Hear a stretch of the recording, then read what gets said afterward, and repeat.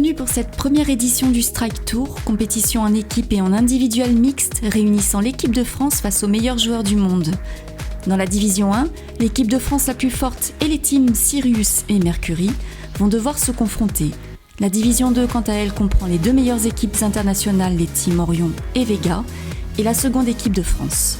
Si les deux équipes de France espèrent se confronter en finale, elles vont devoir remporter le plus de matchs possible. Et tout de suite, on part sur le terrain avec nos deux envoyés spéciaux, Marc Chavet et Bruno Bidon, qui vont nous faire vivre ce match. À vous, messieurs.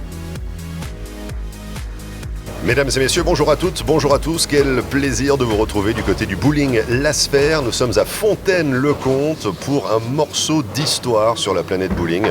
Tout simplement le premier match de la toute première édition du tout nouveau Strike Tour.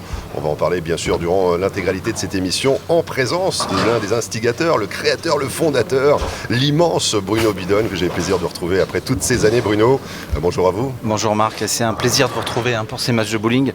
On avait passé du bon temps sur la ligue professionnelle et là aujourd'hui c'est les matchs en équipe du Strike Tour. Effectivement, première édition. C'est un événement fait pour la fédération. On a l'équipe de France 1 et ça va démarrer dans quelques instants. Quelques instants, on sent une tension ici, ces derniers instants justement avant de libérer la toute première boule. On va partir pour vraiment une séance très intense, beaucoup d'action, beaucoup d'émotions, un public conséquent également de connaisseurs qui est venu en masse suivre tout simplement cette toute première édition. Alors ce qui est vraiment innovant, Bruno, c'est qu'on a cette compétition par équipe. En quoi est-ce que ça va être différent finalement des matchs auxquels on est habitué en format 1 contre 1? Et donc là c'est du Baker System, c'est joue en équipe de 4 contre 4. Chaque joueur joue une frame et donc si vous faites une erreur sur une frame, ça peut faire perdre le match. Donc c'est vrai que c'est un match avec une pression un peu différente du format individuel. Alors vous avez dit équipe de France 1, on en a 2 en totalité engagées dans cette compétition. La première est composée de Valentin Saunier, Enzo Franco, Manon Grandcir et Enzo Bergamino. Voilà. C'est l'équipe de France numéro 1, ce sont les joueurs qui ont le mieux joué sur les parties qualificatives et ils ont fait des sacrés scores, Marc, parce que 233 de moyenne pour Valentin, 231 pour Enzo, 218 pour Manon et 205 pour Enzo Bergamino. Et c'est parti avec Enzo Franco sur cette frame numéro 1. Voilà, Enzo Franco qui aura le privilège de lâcher la toute première boule de l'histoire du Strike Tour. Ah, c'est presque, on est comme des pionniers sur une toute nouvelle planète, Bruno, on va découvrir tout ça ensemble. C'est Enzo qui est concentré. Ouais, jeune joueur. Il a beaucoup de talent. C'est parti. Ah, on attaque fort avec ce strike. Beau strike, Marc, pour l'équipe de France. Une boule pleine poche, comme on dit, et ça fait super strike. Et on va voir la réponse peut-être de l'Américain Kerry Martinez, qui est un jeune joueur qui nous vient. Il habitait en Arizona avant, il faisait partie de l'école universitaire américaine Arizona State et il a été délocalisé vers le New Jersey maintenant. Il est coach de l'équipe du New Jersey universitaire et il attaque. Il attaque Kerry. La réplique va être saillante ici, c'est vrai, le strike pour ouvrir du côté de l'équipe de France numéro 1. Et une fille qui reste, c'est la 8, qui rebelle. Et alors, c'est la 4, Marc, elle est juste devant. Ouais. D'accord. Ouais. Et en fait, il a une boule un petit peu serrée, Kerry, il a eu du mal à mettre sa boule dans la poche. Normalement un spare très facile pour un joueur de ce niveau, Marc. C'est vrai que quand il n'y a qu'une seule quille qui reste, finalement le spare va être relativement facile. C'est ça. Enfin à ce niveau-là, je précise, parce que pour les joueurs lambda qui viennent au bowling de temps en temps, c'est ce qu'il y a de plus difficile quand il reste une quille. Mais regardez cette technique très propre du joueur américain. On en parlera durant la retransmission peut-être, les différentes saisies qu'on peut avoir sur la boule, les différentes boules également. Exact. Et là, le spare est obtenu donc par Kerry Martinez. Spare contre un strike et donc l'équipe de France, si elle arrive à doubler ce strike, prendra un petit avantage, Marc, d'entrée de jeu. Alors on a aussi sur les scoreurs, nous on a la chance de pouvoir les voir, surtout les vitesses de boule. Et vous voyez, il y a un petit souci technique, ouais. Ça devrait pas trop tarder, sinon Marc, on peut peut-être préciser pendant cette petite incident technique, et ça arrive de temps en temps, que le Strike Tour, effectivement, c'est une première édition, vraiment un événement fait pour l'équipe de France, pour pouvoir lancer de la promotion sur l'équipe, les faire connaître, car c'est un sport qui a du mal un petit peu à être connu en tant que discipline sportive. Pourtant, c'est un sport de haut niveau depuis 1998, on peut le dire. 98, en France bien sûr. Exact, en France. Un sport reconnu de haut niveau avec évidemment un circuit français. Alors quand on est pratiquant de bowling, comment est-ce que ça démarre? Ou quand on a envie tout simplement, parce qu'on connaît le bowling loisir, on va tous évidemment faire tomber quelques quilles le samedi soir avec les copains, mais si on a envie voilà, de passer un petit peu du sport loisir à une pratique plus régulière, il faut évidemment passer par la Fédération française. Exact, et du coup le joueur repris, Valentin, a laissé la quille-10, et effectivement Marc, il faut passer par la Fédération française de bowling et de sport de quilles. Vous pouvez ensuite trouver un club, il y a partout des clubs en France, il y en a environ 300, et ça vous permet de vous rapprocher d'un club amateur qui va vous driver avec des coachs, des cours particuliers, et vous allez pouvoir commencer à progresser. Et bien sûr, pour atteindre le niveau de Valentin qu'on est en train de voir à l'image, il faut quand même quelques années, puisqu'il a fait sport-études. Il a commencé très jeune. Sport-études bowling. Exact, c'est à Toulouse, je le précise. Et là, il va jouer la quille 10, Marc, la quille qui est totalement à droite. La seule qui est restée debout, qui ne devrait pas poser trop de problèmes à Valentin Saulnier. Superbe. Pas de souci. Alors, petite précision aussi pour les téléspectateurs qui découvrent cette discipline. Valentin a joué le strike avec la boule de strike, mais le spare également, parce qu'il a une technique très aboutie. Il est capable de varier les lâchers, varier la position de la main et du poignet, et ça permet de varier les effets également. Et on retrouve Liz Johnson. Voilà, une institution de la discipline. Exactement. Liz qui a cette particularité. Regardez, c'est son positionnement de pieds. Les pieds sont très proches les uns des autres. L'un de l'autre plutôt, et une libération de la boule. Et là tout de suite un strike pour rentrer de plein pied dans le match. C'est le plus gros palmarès de cette discipline. Rendez-vous compte, elle a 24 titres, elle a fait quelque chose d'incroyable. Elle a joué sur la tournée des garçons, sur le PBA Tour, et elle a gagné un titre. C'est quand même incroyable. Il n'y a qu'au bowling qu'on peut voir des choses pareilles. Allez, Enzo Bergamino, frappe numéro 3, Marc, pour l'équipe de France. 30 partout la situation au tableau d'affichage. Aucune pression sur les épaules d'Enzo. Il y a deux Enzo dans l'équipe de France 1. Ouais, on a vu que la boule s'orientait un petit peu plus sur la gauche, sur la fin de trajectoire. Bien vu Marc, c'est tout à fait ça. Donc du coup ça veut dire qu'il n'a pas très bien joué cette boule. Il a peut-être un peu le trac, c'est sa première finale télé. C'est un jeune joueur. Il faut un petit peu rentrer dans le match. Il y a beaucoup de lumière autour des pistes, et quand vous avez jamais fait de télé, c'est pas facile. Et puis c'est que le match est commenté par Bruno Bidon, alors ça rajoute une pression supplémentaire, ça c'est sûr. Oui, peut-être. Le spare derrière. On peut rappeler quand même que vous êtes un des rares Français à avoir conquis l'Amérique en quelque sorte, Bruno. Vous avez j'ai eu la chance. Votre rêve américain. J'y suis allé quand j'étais il y a quelques années, et ça m'a énormément appris. C'est vraiment là qu'on apprend le jeu, la technique du bowling chez les professionnels, et j'ai eu la chance effectivement de pouvoir aller aux États-Unis. Alors là, James, non c'est bon, je crois qu'il y avait un petit souci, mais James Gonzalez, on le découvre, Marc, colombien. En effet. Jaime Gonzalez. Avec cette méthodologie particulière aussi. À pas de velours, il s'avance avant de lâcher sa boule, et un strike. Quelle boule, Gonzalez. Quelle boule il a mis là, Marc. Ah oui. Alors lui, je l'ai découvert sur la tournée, un joueur, un petit peu, il n'est pas très expressif, mais qu'est-ce qu'il est technique. Gonzalez qui permet à la formation Sirius de prendre l'avantage. Un seul point d'écart pour l'instant. Ouais. Mais doublé Marc, je précise. Oui, bien sûr. 2 croix sur frame 2 et 3. Ça veut dire qu'effectivement au score il n'y a qu'une quille d'écart, mais en fait on rajoutera les 10 quilles qui ne sont pas encore comptées, donc ils ont un avantage, le team Sirius. Et voilà, le jeu va reprendre tranquillement. Alors Manon Grand-Cyr, jeune joueuse de l'équipe de France. Elle est venue l'année dernière sur cette tournée, elle a fait une très forte impression parce qu'elle était en finale féminine. Elle a perdu face à une joueuse professionnelle, Daria Payok. C'est un petit peu moins de conviction peut-être sur le lancer aussi. Début timide, Marc, pour l'équipe de France, et elle laisse le baby split, le 3-6. Le 3-10, pardon, et pas facile à jouer le 3-10. Il faut mettre la boule tout simplement entre les deux quilles. Alors ça paraît facile quand on est assis là, tous les deux, mais c'est pas si simple à faire. De notre position, tout est facile, Bruno, c'est sûr. Mais pour passer de la théorie à la pratique, c'est autre chose encore. Manon Grand-Cyr va-t-elle pouvoir aller chercher le spare? Elle est capable, il n'y a pas de souci. Mais elle a tout intérêt à le faire, parce que sinon on prend du retard, l'équipe de France. Ouais. On n'aura trouvé que le 3 finalement. Et une open frame, Marc, c'est pas bon ça pour l'équipe de France. 66 après 4 frappes. Et si l'équipe Sirius avec Steve Sanderson triple, ils prennent un sacré avantage. Alors Steve Sanderson, incroyable, c'est un parachutiste de l'extrême. Plus de 6500 sauts, ça fait que 4 mois qu'il joue au bowling sérieusement. Et il a remplacé un joueur qui n'a pas pu venir. Il a fait un geste, c'est un ami de Kerry Martinez. Et imaginez-vous que 4 mois de bowling, il est là. Vous savez, quand on est sportif de haut niveau, quelle que soit la discipline, alors certes, transitionner vers le bowling, ça demande quand même un certain travail. Regardez ça. Oui, il a failli le faire. Il a failli faire un strike sur son premier lancer ici, Steve. 6500 sauts en parachute. C'est incroyable. Waouh. Adepte de la chute libre. Ah oui, il nous fait tout. Il nous a montré quelques vidéos. Bon, bien sûr, moi, je n'irai jamais parce que c'est pas mon truc. Mais il est très très sympa. Et vous, dans 4 mois, si vous faites du parachutisme, vous allez devenir champion du monde, Bruno, c'est ça? Non, je ne sauterai pas. C'est pas du tout mon truc, Marc. Alors, va-t-il faire le spare? On voit la confiance qu'il a. Aucune hésitation. L'hésitation, c'est bien sûr l'ennemi.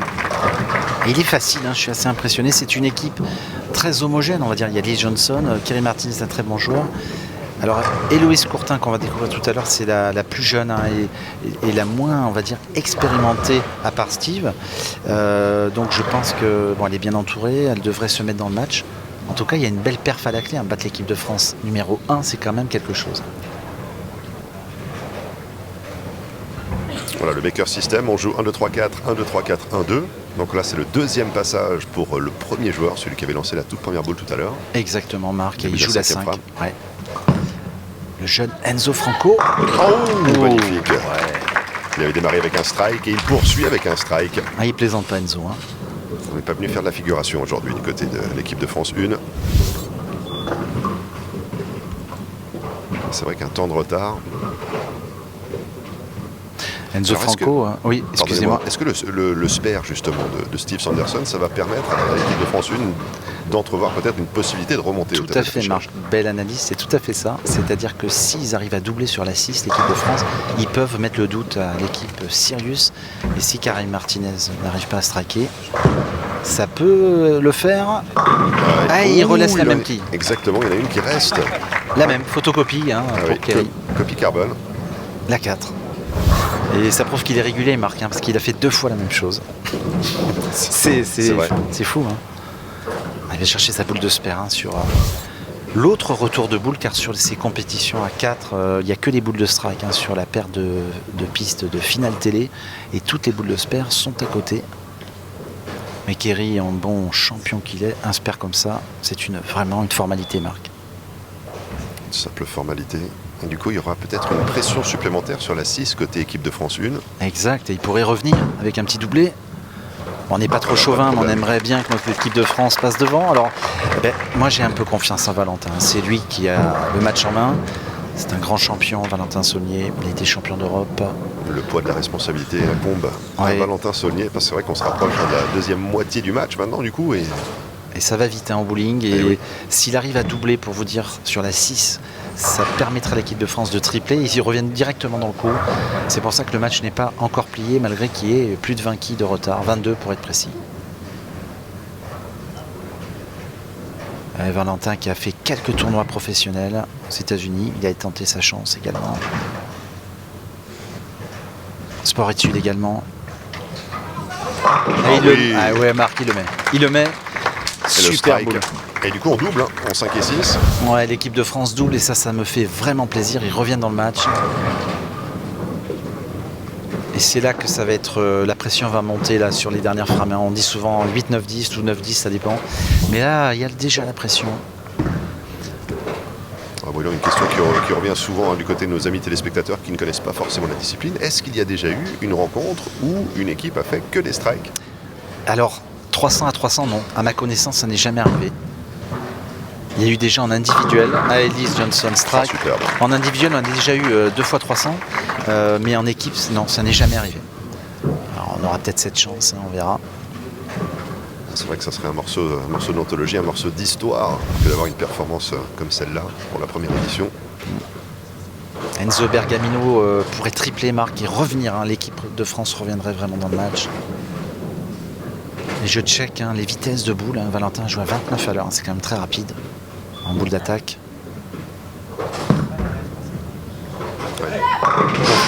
Un geste rempli de confiance et la réalisation est là. Et là, on est sur du triple strike, un 3 à la suite.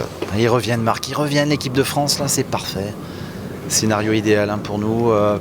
Surtout qu'après 8-9, là ils sont revenus, regardez, 126, 118, on est devant même. Vous connaissez certainement le film hollywoodien Triple X avec Vin Diesel. Ah, écoutez, c'est oui. l'équipe de France 1 qui fait XXX. Exactement. Triple X. James Gonzalez pourrait rester dans le coup avec un strike. Ils sont champions du monde, les Colombiens, Marc. Ce joueur est champion du monde en équipe au dernier championnat du monde. Il le met, oui. Jaime pour retrouver un très très beau rythme ici, retrouver la voie du strike. Et il l'a mis en plus, c'est quand même... Et c'est là que je vous dis, Marc, on voit les champions. C'est quand il faut faire strike, ils le font, c'est tout. Il n'y a pas de fioriture, comme on dit, et on est sur un match relativement serré. Il faut que Manon continue la série d'équipe de France avec un petit quadruplé. Ça serait pas mal. Voilà, qui est en train de prendre un chiffon, effectivement, pour travailler un petit peu la boule. Enlever l'huile, Marc, c'est ça. Enlever l'huile, exactement. Parce qu'on peut rappeler qu'il y a un processus d'huilage sur la piste. Oui. Alors, pas sur l'intégralité de la piste, par contre, Bruno. Ouais, 42 pieds, et il y a à peu près une quinzaine, vingtaine de pieds secs. En début de match, ça compte. Tout près de l'équipe, plutôt. Oui. Il a fait une erreur, Manon, j'ai vu. Il a eu un souci de lâcher de boule et elle a fait une grosse faute. Du coup, ça nous fait pas nos affaires, Marc, parce que là, l'équipe de France est en retard maintenant. C'est vrai qu'il y avait une belle opportunité, une vraie fenêtre de tir avec ce triple X et derrière. Alors là, le spare devrait être de l'ordre du faisable également. Aucune difficulté majeure pour aller chercher ces 3 quilles rebelles. Non, ouais, c'est comme un strike. Il faut faire la boule dans la poche. Elle laisse la 1, la 2 et la 5, Marc. Donc en fait, pour l'assurer, il vaut mieux mettre la boule dans la poche de gauche. Parce que si vous jouez dans la poche de droite, vous pouvez laisser la 5, ça dépend de l'angle. Mais il faut impérativement qu'elle réalise ce spare.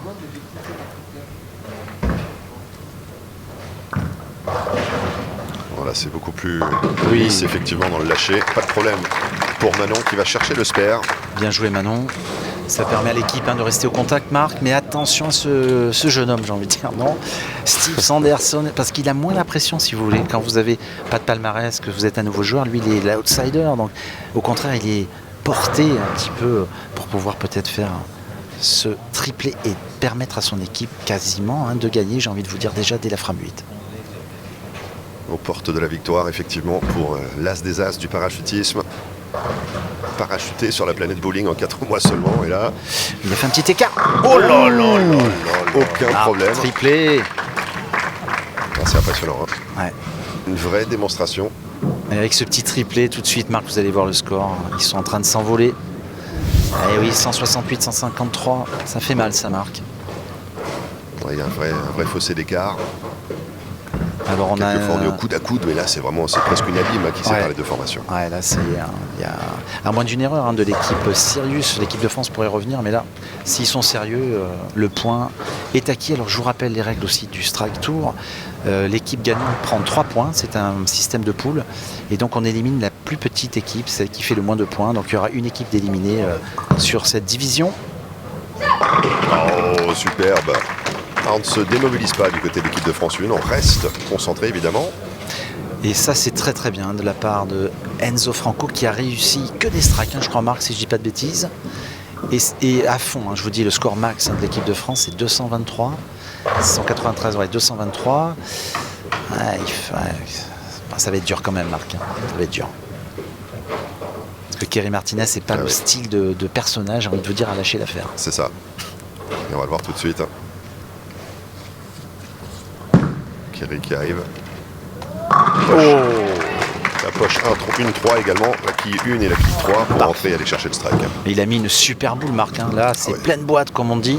Et là, c'est bon. C'est malheureusement pour nous, l'équipe de France perd ce premier match. 4 à la suite du côté ça plaisante plus, là, de Marc. cette team Sirius.